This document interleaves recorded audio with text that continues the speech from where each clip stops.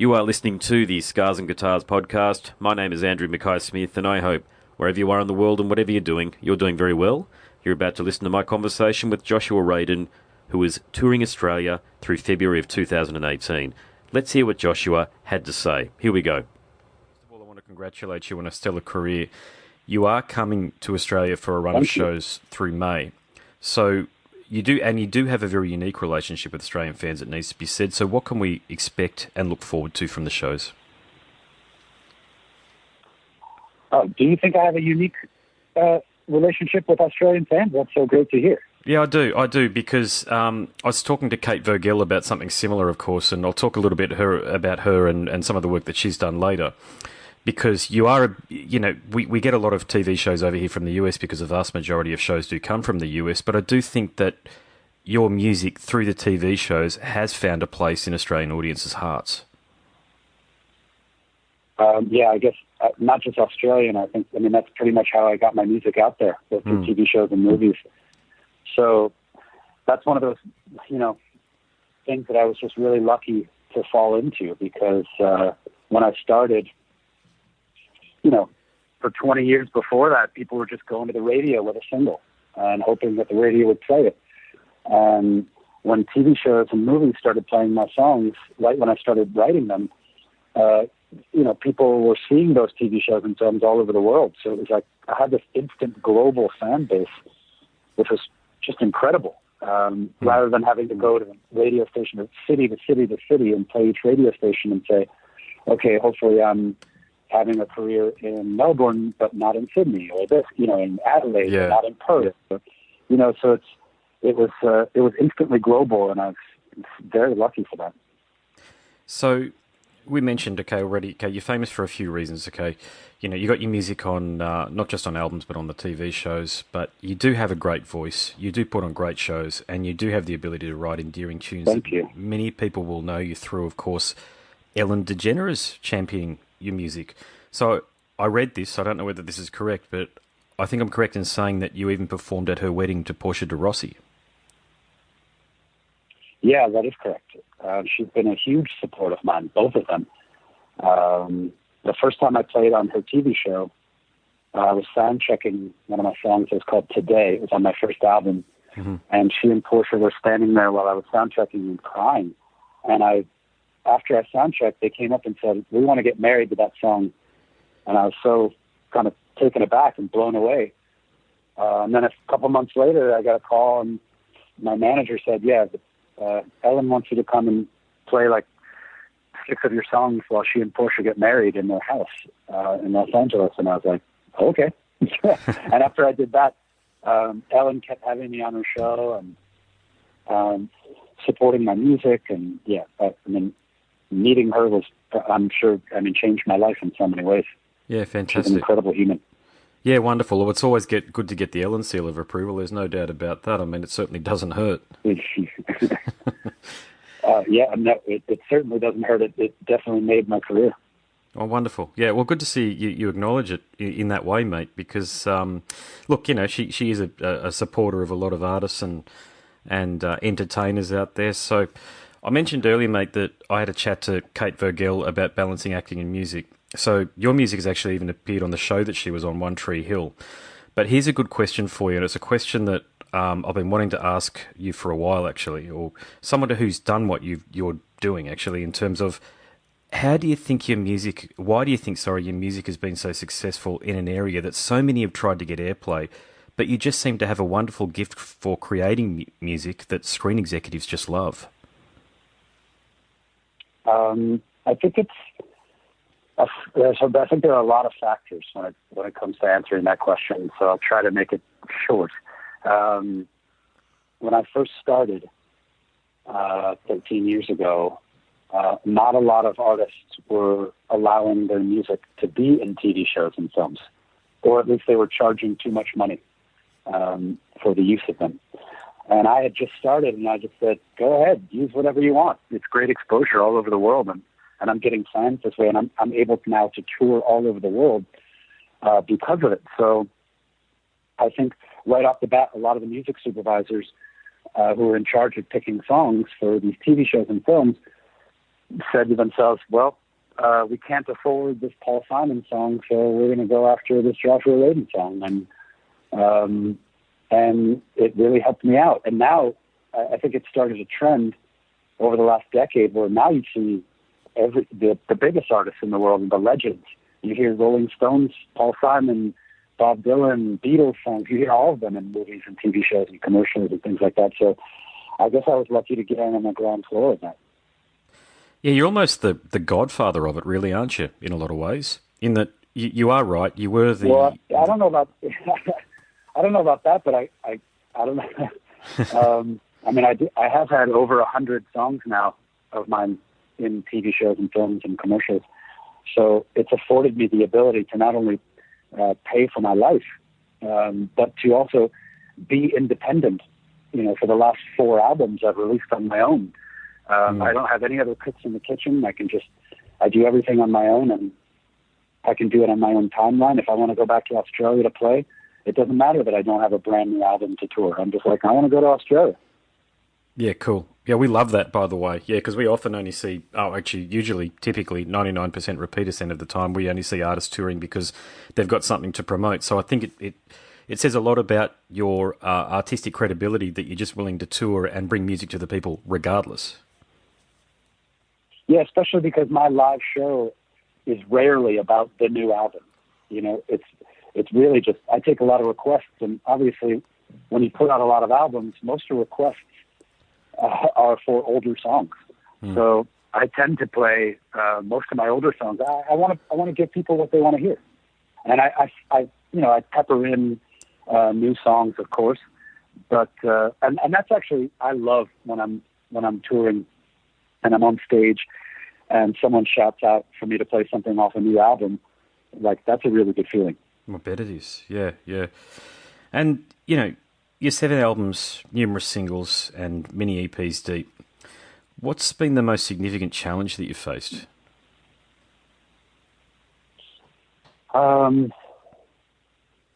There's so many. I don't know. That's a good question.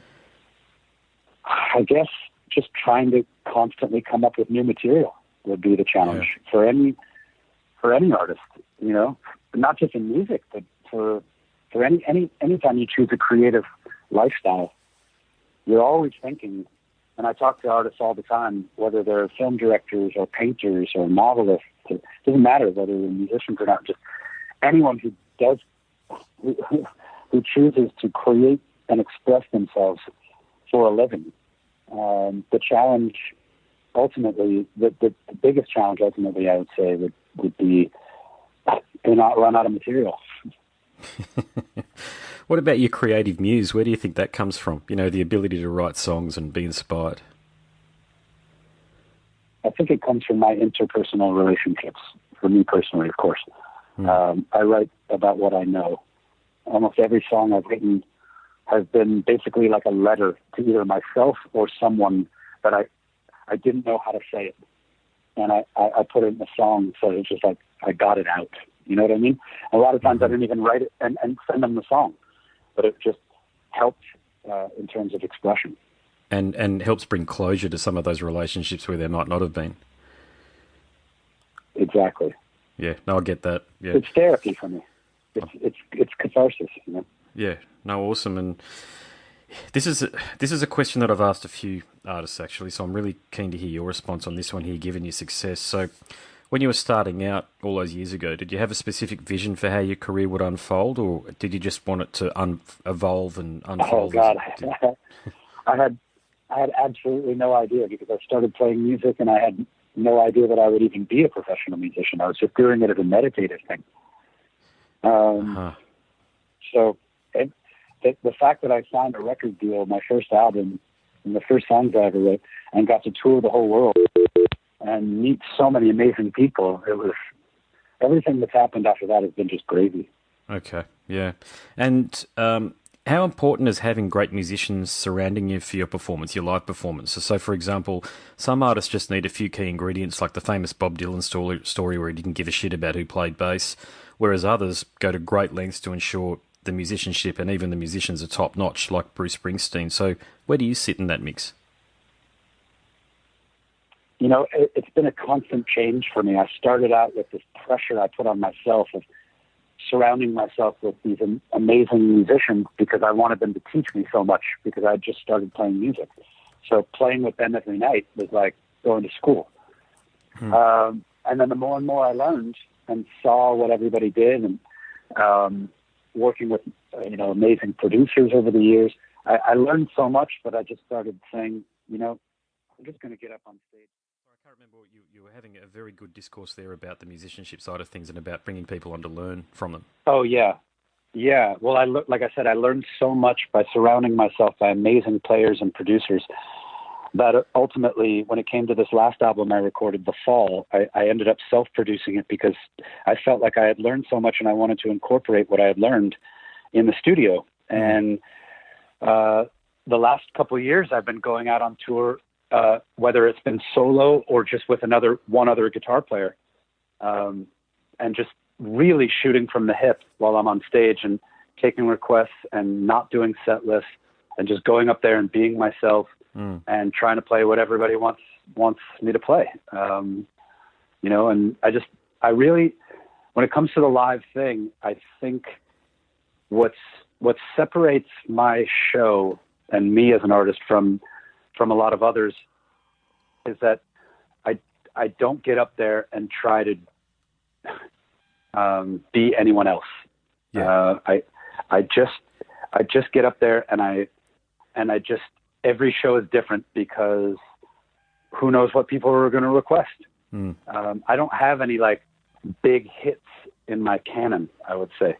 So it's not like, if you're the Rolling Stones and you've got so many hits and you're playing live, obviously, everyone's going to want to hear all those hits. I don't really have hits like that. So it's more like, I think people just come, my fan base just comes, whether I have a new album out or not, they're just coming to see me play. And I'm so lucky for that because the adrenaline rush when I'm on stage has gotten so much better than it did when I was earlier in my career, because now I walk up on stage and I have no idea what the show's going to be. And it's so fun. You're a part of it. Meaning that you're almost at the beck and call of it as much as the audience is in terms of what the performance is going to be like. Exactly. And I want to feel like we're all in it together when I'm on stage. I want them to feel like when they walk out of that concert venue, it wasn't just, we went to go see a Joshua Radin concert. I want them to say, like, we know who Joshua Radin is now. Not just as a musician, but as a person. Okay. Look, I'd better make this my last question. It is divided into 3 parts, though. Okay, so my first question in this last question, or first part of the last question is, Josh Radin, can you describe yourself in 3 words? Wow. Let's see. Honest.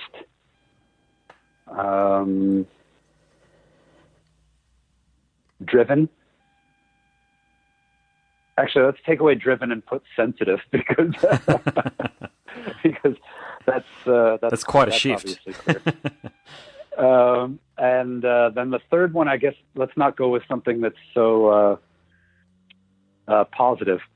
I don't want to be too much of a pomp, So let's say let's go with judgmental. I would say that's probably my biggest flaw in terms of character traits. Is I work on that all the time to not be so judgmental in terms of in terms of anything, personally and musically. Okay. The second question is, if you could go back to when you were 18 and give yourself one piece of advice, what would it be? I'd say start playing a musical instrument. It's a big one, yeah. Yep. And the final question is, what 3 guests from any time in history, of course living or dead, would you invite to a dinner? I would have to go my grandfather, my great-grandfather, and my great-great-grandfather. Okay. I haven't had that response before. Is there obviously they're family and you're close to them, but what other reasons would you offer for inviting 3 family members? Well, on my dad's side, my grandfather passed away when I was very young, and I would have really loved to have gotten to know him. And his father was passed away, and his father was passed away. So I guess in terms of that question, I never really thought I'd really care so much about having a celebrity at dinner. I mean, it'd be great to have like Leonardo da Vinci at dinner. But you know, I think I would learn so much more about who I am by having, you know, a line of men who you know, who made me who I am.